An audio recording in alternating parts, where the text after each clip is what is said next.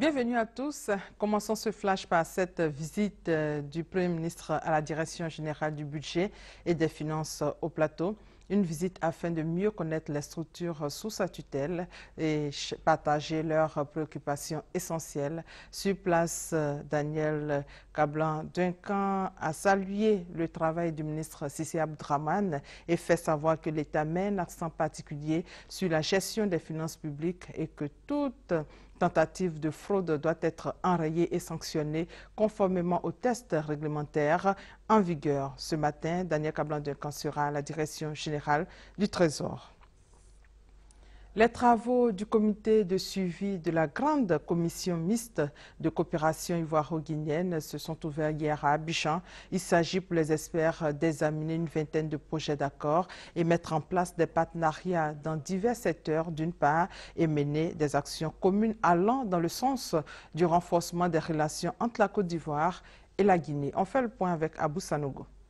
Réunis à Abidjan, les experts du comité paritaire de suivi et d'évaluation de la deuxième session de la grande commission mixte ivoiro-guinéenne vont mener des discussions qui vont permettre d'identifier les chantiers de développement et les rendre opérationnels.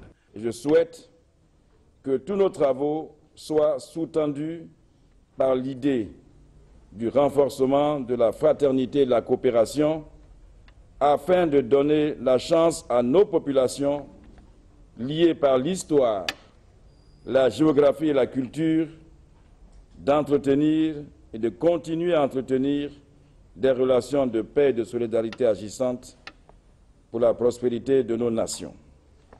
Cette rencontre vise à mettre en place des partenariats dans divers secteurs et de mener des actions communes allant dans le sens du renforcement des relations entre les deux pays et du bien-être de leur population.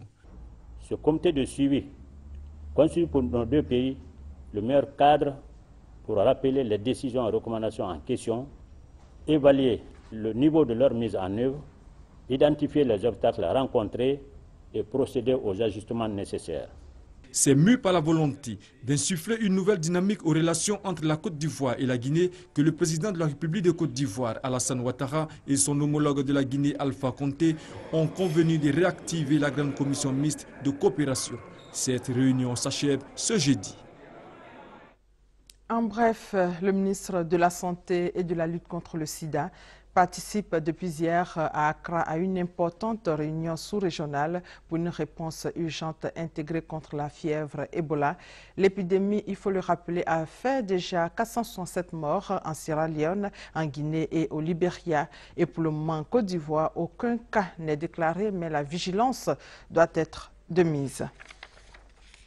2 semaines après la fin de l'opération de recensement général de la population et de l'habitat, le ministre d'État, ministre du Plan et du Développement, Albert Mabry-Touakeus, est allé remercier la communauté musulmane pour son implication dans la réussite de cette opération.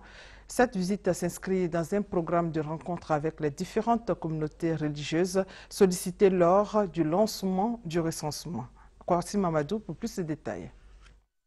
Le ministre d'État, ministre du Plan et du Développement à la rencontre des leaders de la communauté musulmane, Albert Mabry-Touakeus est allé exprimer sa gratitude au Conseil supérieur des imams COSIM pour son implication dans l'opération de recensement général de la population et de l'habitat.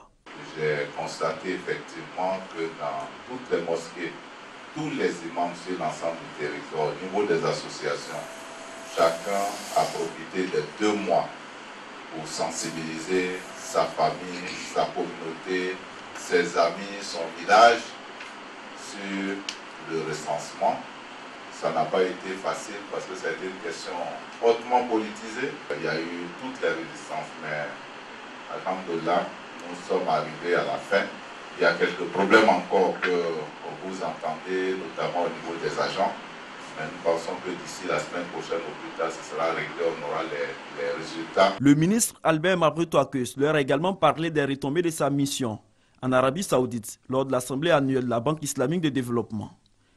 Pour cette période d'inondation à Abidjan et dans les villes côtières, le ministre d'État a demandé des prières aux guides religieux. Au nom de la communauté musulmane, le cheikh Boakari Fofana, président du COSIM, a salué l'initiative du ministre avant d'afficher la volonté de la communauté musulmane à soutenir les actes de développement. Profitant de son passage au siège du COSIM, Albert Mabry-Touakeus Abdallah a fait don de sucre et de lait pour le mois de Ramadan. Après le COSIM, cap sera mis sur d'autres communautés religieuses pour des remerciements. Pour terminer, les 8e de finale du mondial sont terminés depuis mardi soir et les 8 pays encore en lice sont connus. France, Allemagne, Brésil, Colombie, Argentine, Belgique, Pays-Bas et Costa Rica. La Coupe du Monde marque une pause depuis hier et aujourd'hui. Demain vendredi, le début des quarts de finale. Et c'est la fin de ce flash. L'actualité revient à 13 h. Merci de votre fidélité.